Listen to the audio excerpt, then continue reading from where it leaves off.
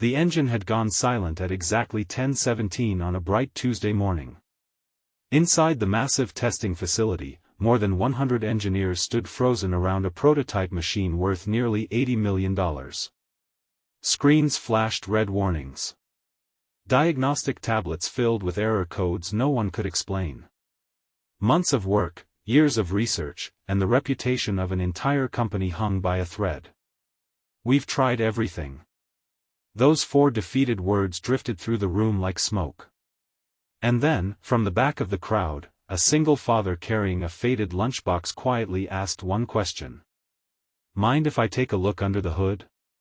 Before we begin today's story, take a moment to like this video, comment where you're watching from, share this story with someone who believes in second chances, and subscribe to Kindness Hub.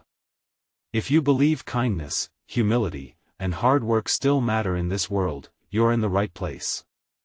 Morning sunlight poured through the glass walls of the Ether Dynamics Research Center outside Cedar Ridge, casting long golden reflections across the polished floor. The building looked more like a futuristic museum than an engineering facility. Every surface gleamed with precision, every hallway echoed with urgency. For nearly 3 years, the company had poured its resources into Project Horizon, an experimental hydrogen-powered emergency response vehicle designed to reach disaster zones faster than anything ever built before. If successful, it would save thousands of lives. If it failed, investors would walk away, hundreds of jobs would disappear, and years of hope would vanish overnight. The prototype had performed flawlessly during early testing, but during the final demonstration week, the entire power system began shutting down without warning. No pattern. No explanation. No solution. Engineers from 6 countries had flown in to help. Software specialists examined millions of lines of code. Mechanical teams replaced components that cost more than most homes. Nothing worked. Every attempt ended the same way. Silence. Among the people moving quietly through the facility that morning was a maintenance contractor named Garrick Hale. At 42 years old, Garrick wasn't someone most people noticed. His work uniform was clean but worn at the edges. His steel-toe boots had been repaired twice instead of replaced. The wedding ring he still wore remained on his finger even though his wife, Nora, had passed away 5 years earlier after a sudden illness. Since then, his world had become very small. Wake up before sunrise. Make breakfast for his 10-year-old daughter, Eloan. Walk her to the school bus. Work 2 jobs. Pick her up. Help with homework. Repeat. Every dollar mattered. Every hour mattered. Every decision mattered. What few people knew was that before life changed everything, Garrick had been one of the most respected mechanical system specialists in the country. 20 years earlier, he had helped design emergency power systems for search and rescue vehicles used during natural disasters. He loved solving problems others considered impossible. Then came hospital bills. Long nights. Loss. Dreams were quietly packed away to make room for survival. After Nora passed away, Garrick left the engineering world behind because the travel, pressure, and endless hours kept him away from the only thing that mattered anymore. His daughter. So he took local jobs instead. Maintenance work. Equipment inspections. Repair contracts. Anything that allowed him to be home when Eloan needed him. That morning, Garrick had arrived early to repair an industrial ventilation unit near the testing floor. He wasn't supposed to be involved in Project Horizon. He wasn't even supposed to be in the room. But as he walked past the stalled prototype, he noticed something unusual. Not the flashing warnings. Not the frustrated engineers. The sound. Or rather, the absence of one. Years of experience had taught him to listen differently. Machines always spoke. Even when they were silent. As the lead engineers debated software updates and replacement schedules, Garrick stood still for a moment, studying the vehicle from a distance. Then he noticed a faint vibration in one of the cooling lines. A vibration that shouldn't have existed. He kept walking. After all, nobody had asked for his opinion. But all morning, the thought stayed with him. By lunchtime, tension inside the facility had become unbearable. Executives paced behind glass walls. Investors whispered anxiously. The engineering teams looked exhausted. One senior specialist finally removed his safety glasses and admitted what nobody wanted to hear. "We've tried everything." That's when Garrick stepped forward. Heads turned immediately. Who was this maintenance guy? Several people looked annoyed. Others simply ignored him. The project director, a sharp and exhausted woman named Sabine Mercer, barely glanced up. Garrick spoke quietly. He asked if he could take a quick look under the hood. The room fell silent. A few engineers exchanged amused smiles. One of them laughed softly. Years of education. Hundreds of experts. Millions spent on diagnostics. And now a maintenance contractor thought he could solve the problem. Sabine almost dismissed him. Almost. But desperation has a way of opening doors pride keeps closed. She gave him 10 minutes. No more. Garrick set his lunchbox down beside the vehicle. Instead of reaching for a diagnostic tablet, he closed his eyes.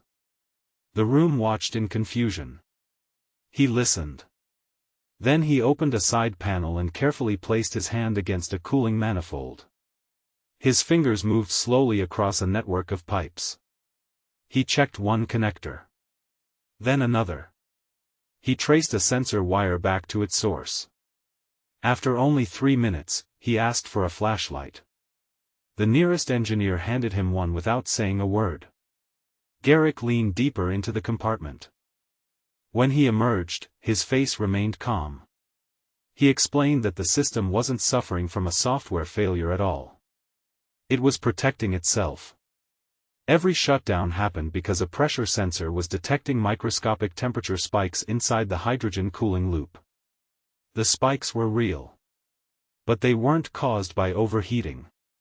They were caused by air pockets created by an improperly angled return valve installed during a late-stage redesign. The room went completely still. Engineers checked the design files. Someone pulled up the modification records. 3 weeks earlier, a minor adjustment had been made to save manufacturing costs.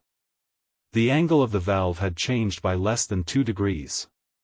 Too small for most diagnostics to detect. But enough to create tiny disruptions under extreme load conditions. Exactly as Garrick described. Sabine stared at him in disbelief. "How did you know?" Garrick simply shrugged. He explained that years ago, he had seen a similar problem in emergency response vehicles operating at high altitudes. The issue wasn't visible on screens. You had to hear it. More accurately, you had to notice what was missing. An hour later, the valve was replaced. The team restarted the prototype. Everyone held their breath. Power surged through the system. The vehicle accelerated. No warnings appeared. No shutdown occurred. For the first time in weeks, Project Horizon worked perfectly. Applause erupted across the testing floor. Some engineers laughed. Others cried openly.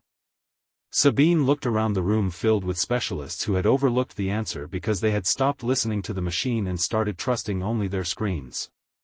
Then she looked back at Garrick. He had already picked up his lunchbox.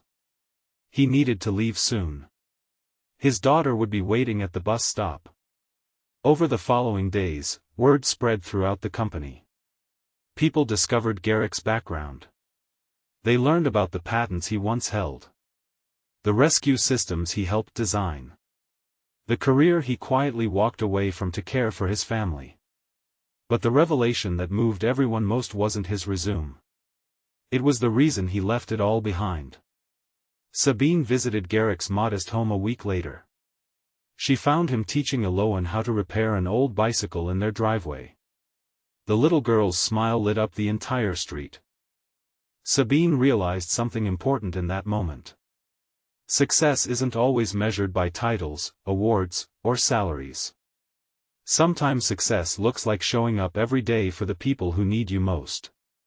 Ether Dynamics offered Garrick a senior consulting position with flexible hours and remote options that allowed him to remain present in his daughter's life. For the first time in years, he didn't have to choose between providing for his family and being there for them. He could do both. Months later, when Project Horizon officially launched, Sabine invited Garrick and Eloane onto the stage. In front of thousands of guests, she shared the lesson everyone at the company had learned. Never underestimate quiet people. Never confuse someone's job title with their value. And never forget that some of the strongest people are carrying burdens you know nothing about. The audience rose to its feet. But Garrick wasn't thinking about applause. He looked down at Eloane holding his hand. For years, he had worried that sacrificing his career meant losing a part of himself forever. Instead, he discovered something beautiful. Love hadn't taken his purpose away. It had simply given his purpose a new direction. If this story touched your heart, please like this video, subscribe to Kindness Hub, and share it with someone who needs a reminder that kindness and humility still change lives. And before we reach the end, we have one special request. Comment below, every person has a hidden story. Because sometimes the people we overlook carry the wisdom we need most. As the sun set over Cedar Ridge that evening, Garrick and Eloane walked home together beneath a sky painted gold and orange. Tomorrow would bring new challenges. Bills would still need paying. Life would still be imperfect. But something had changed. The world had finally seen what his daughter had known all along. Her father wasn't defined by the job he worked. He was defined by the love he gave, the sacrifices he made, and the quiet strength he carried every single day. And sometimes, all it takes is one person willing to open the hood and truly listen. Because behind every ordinary face may live an extraordinary story waiting for someone to notice.